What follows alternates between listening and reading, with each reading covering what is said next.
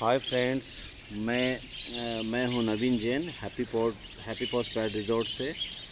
आज का टॉपिक जो है बर्ड के ऊपर है। बर्ड बजरी के ऊपर हैं। उनके लिए ब्रीडिंग के लिए मटकियां तैयार की गई हैं। ये मटकियां आप देख सकते हैं, बहुत सारी मटकियां हैं और सबके ऊपर बहुत अच्छी प्यारी पेंटिंग कर दी गई है और बहुत ही प्यारी पेंटिंग है। अब मैं आपको बताना चाहता हूँ आज के टॉपिक में कि मटकियाँ जो हैं कितनी बड़ी होना चाहिए, मतलब बजरी का साइज़ क्या होता है और मटकी का साइज़ क्या है। तो ये हमने मटकियाँ जो सिलेक्ट की हैं ये बजरी के साइज़ के ऊपर की है कि बजरी का साइज़ इसके आगे, इसके फेस से लेके आगे की उसकी जो आगे से लेके पीछे तक उसकी टेल का जो लास्ट का जो हिस्सा है वहाँ तक की लंबाई को देखते हुए ये मटकियाँ सिलेक्ट की गई है। अब मटकियाँ इस तरीके से सिलेक्ट की गई हैं और उनका साइज़ ये दिया गया है ताकि उनको अंदर जाने में, बैठने में और ब्रीड करने में बिल्कुल भी प्रॉब्लम ना हो, इसलिए हमने इस तरीके की मटकियाँ तैयार की गई है।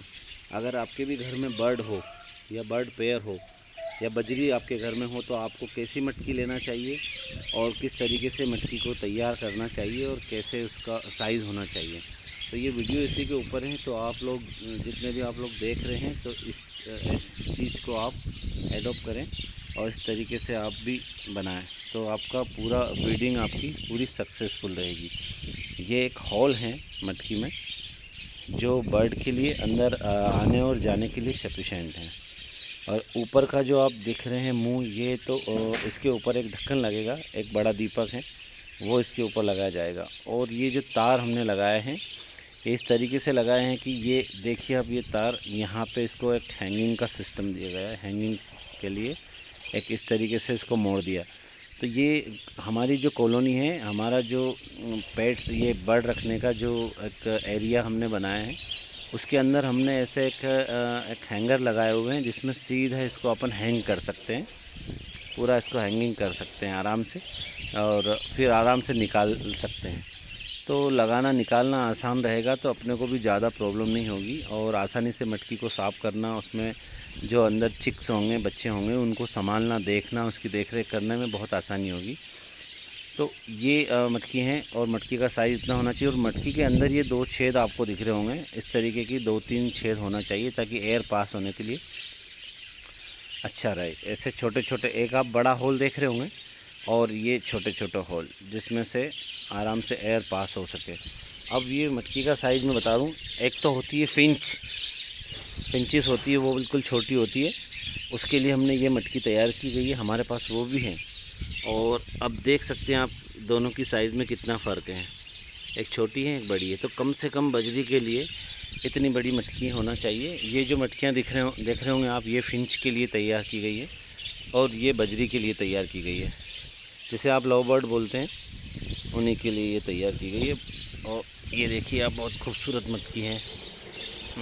ये देखिए आप, बहुत ही अच्छी मटकी है। ये पुरानी मटकी हमारी पहले की, ये इतनी बड़ी होना चाहिए मटकी।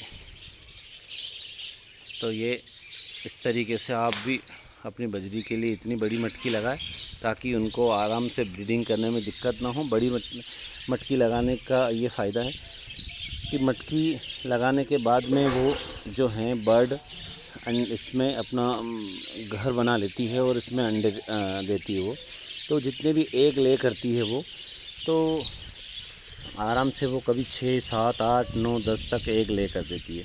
तो फिर इतने सारे एग जहाँ तक हैं वहाँ तक तो ठीक है, लेकिन एग के बाद में वो अंदर से चिक्स निकलते हैं। तो एक से चिक्स की साइज़ बड़ी होती है, फिर एक चिक्स थोड़े और बड़े होते हैं।